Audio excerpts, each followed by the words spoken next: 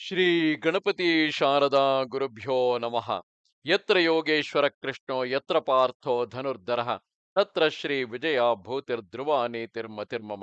ಶ್ರೋತೃಗಳಿಗೆ ಶ್ರೀ ಅಳಸಿಂಗರಾಚಾರ್ಯ ವಿರಚಿತ ಶ್ರೀ ವ್ಯಾಸ ಮಹರ್ಷಿ ಪ್ರಣೀತ ಶ್ರೀಮನ್ ಮಹಾಭಾರತದ ಉದ್ಯೋಗ ಪರ್ವದಲ್ಲಿ ದುರ್ಯೋಧನನು ಭೀಷ್ಮ ದ್ರೋಣಾದಿಗಳನ್ನು ನೀವು ಎಷ್ಟೆಷ್ಟು ಕಾಲದಲ್ಲಿ ಶತ್ರು ಸೈನ್ಯಗಳನ್ನೆಲ್ಲ ನಾಶ ಮಾಡುವಿರೆಂದು ಕೇಳಿದುದಕ್ಕೆ ಅವರವರು ಬೇರೆ ಬೇರೆಯಾಗಿ ಉತ್ತರ ಹೇಳಿದುದು ಎಂಬ 193ನೆಯ ಅಧ್ಯಾಯಕ್ಕೆ ಸ್ವಾಗತ.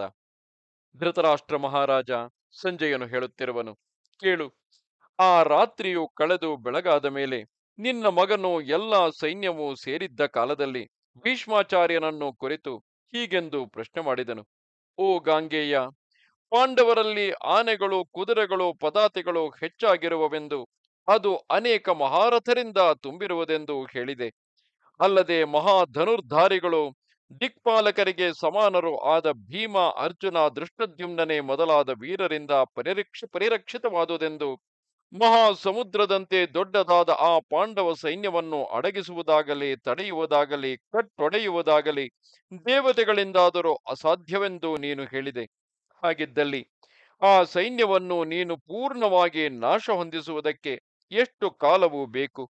ನಮ್ಮ ಆಚಾರ್ಯನಾದ ದ್ರೋಣನಾಗಲಿ, ಕೃಪನಾಗಲಿ, ಯುದ್ಧದಲ್ಲಿ ಪ್ರಶಂಸೆಗೆ ಪಾತ್ರನಾದ ಕರ್ಣನಾಗಲಿ, ದ್ರೋಣಪುತ್ರನಾದ ಅಶ್ವತ್ಥಾಮನಾಗಲಿ ಎಷ್ಟೆಷ್ಟು ದಿನಗಳಲ್ಲಿ ಆ ಶತ್ರು ಸೈನ್ಯವನ್ನು ನಾಶ ಮಾಡಬಲ್ಲರು? ನೀವೆಲ್ಲರೂ ನಮ್ಮ ಸೈನ್ಯದಲ್ಲಿ ಅನೇಕ ದಿವ್ಯಾಸ್ತ್ರಗಳನ್ನು ಬಲ್ಲವರು. ಆದುದರಿಂದ ಈ ಅಂಶವನ್ನು ನಿಮ್ಮಿಂದ ಕೇಳಿ ತಿಳಿದುಕೊಳ್ಳಬೇಕೆಂದು ನನಗೆ ಯಾವಾಗಲೂ ಮನಸ್ಸಿನಲ್ಲಿ ಆತುರವಿದೆ.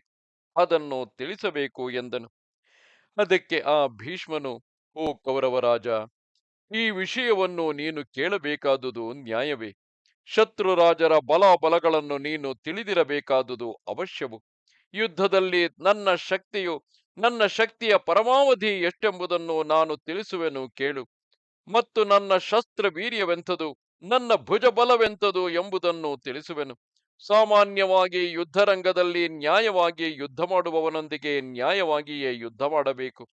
ಮಾಯೆಯಿಂದ ಅಥವಾ ವಂಚನೆಯಿಂದ ಯುದ್ಧ ಮಾಡುವವನೊಂದಿಗೆ ವಂಚನೆಯಿಂದಲೇ ಯುದ್ಧ ಮಾಡಬೇಕು. ಇದೇ ಯುದ್ಧ ಧರ್ಮದ ನಿರ್ಣಯವು. ನನ್ನ ಶಕ್ತಿ ಎಷ್ಟೆಂದು ಕೇಳಿದೆಯಲ್ಲವೇ?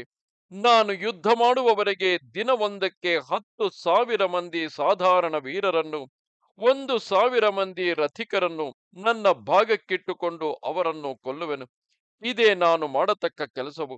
ಈ ಕ್ರಮದಿಂದ ನಾನು ಅನೇಕ ದಿನಗಳವರೆಗೆ ಯುದ್ಧ ಮಾಡಿ ಬಹು ಸೈನ್ಯವನ್ನು ನಾಶ ಮಾಡುವೆನು.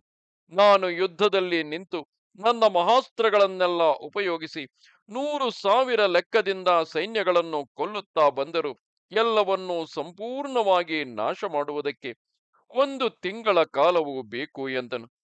ಆಮೇಲೆ ದುರ್ಯೋಧನನು ದ್ರೋಣನನ್ನು ನೋಡಿ, ಆಚಾರ್ಯ, ಪಾಂಡವ ಸೈನ್ಯವನ್ನೆಲ್ಲ ಕೊಲ್ಲುವುದಕ್ಕೆ ನಿನಗೆ ಎಷ್ಟು ಕಾಲವು ಬೇಕು ಎನ್ನಲು, ಅದಕ್ಕೆ ಆ ದ್ರೋಣನು ನಗುತ್ತಾ ದುರ್ಯೋಧನನನ್ನು ನೋಡಿ, ಓ ಮಹಾಬಾಹು, ನಾನೇನೋ ವಯಸ್ಸಿನಲ್ಲಿ ವೃದ್ಧನು. ನನ್ನ ದೇಹದಲ್ಲಿ ಬಲವು, ಕಾರ್ಯೋತ್ಸಾಹವು ದಿನ ದಿನಕ್ಕೆ ತಗ್ಗುತ್ತಾ ಬರುತ್ತಿದೆ. ಆದರೂ ನಾನು ಈ ಭೀಷ್ಮನಂತೆಯೇ 1 ತಿಂಗಳ ಕಾಲದಲ್ಲಿ ಶತ್ರುಗಳನ್ನೆಲ್ಲ ನನ್ನ ಶಸ್ತ್ರಾಜ್ಞೆಯಿಂದ ದಹಿಸಬಲ್ಲೆನೆಂದು ನನಗೆ ತೋರಿದೆ. ನನ್ನ ಶಕ್ತಿಯ ಪರಮಾವಧಿಯೆಲ್ಲವೂ ಇಷ್ಟೇ ಎಂದನು. ಆಮೇಲೆ ದುರ್ಯೋಧನನು ಕೃಪನನ್ನು ಕೇಳಲು ಅವನು ತನಗೆ 2 ತಿಂಗಳ ಕಾಲವೂ ಬೇಕೆಂದನು. ಅಶ್ವತ್ಥಾಮನು 10 ದಿನಗಳಲ್ಲಿ ಪಾಂಡವ ಸೈನ್ಯವನ್ನೆಲ್ಲ ತಾನು ಧ್ವಂಸ ಮಾಡುವುದಾಗಿ ಪ್ರತಿಜ್ಞೆ ಮಾಡಿದನು. ಆಮೇಲೆ ಕರ್ಣನು ಈ ಅಲ್ಪ ಕಾರ್ಯಕ್ಕಾಗಿ ತನಗೆ 5 ದಿನಗಳು ಸಾಕೆಂದನು. ಸೂತಪುತ್ರನ ಈ ಜಂಬದ ಮಾತನ್ನು ಕೇಳಿ ಭೀಷ್ಮನು ಅಟ್ಟಹಾಸದಿಂದ ನಕ್ಕು ಕರ್ಣನನ್ನು ನೋಡಿ, ರಾಧೇಯ, ಧನುರ್ಬಾಣಗಳನ್ನು ಶಂಖವನ್ನು ಧರಿಸಿ ಶ್ರೀಕೃಷ್ಣನೊಡನೆ ರಥಾರೂಢನಾಗಿ ಬರತಕ್ಕ ಅರ್ಜುನನನ್ನು ಇನ್ನೂ ನೀನು ನೋಡಲಿಲ್ಲ. ಅದರಿಂದ ನೀನು ಹೀಗೆ ಹೇಳುತ್ತಿರುವೆ. ರಣರಂಗದಲ್ಲಿ ನೀನು ಆ ಅರ್ಜುನನನ್ನು ನೋಡುವವರೆಗೆ ನೀನು ನಿನಗೆ ಬೇಕಾದ ಜಂಭಗಳನ್ನೆಲ್ಲ ಹೇಳಿಕೊಳ್ಳಬಹುದು ಎಂದನು. ಇದು 193ನೆಯ ಅಧ್ಯಾಯವು. ನಮಸ್ತೆ ಶಾರದೆ ದೇವಿ, ಕಾಶ್ಮೀರ ಪುರವಾಸಿನಿ, ತ್ವಾಮಹಂ ಪ್ರಾರ್ಥೆಯೇ ನಿತ್ಯಂ, ವಿದ್ಯಾದಾನಂಚ ದೇಹಿಮೆ. ನಮಸ್ಕಾರ.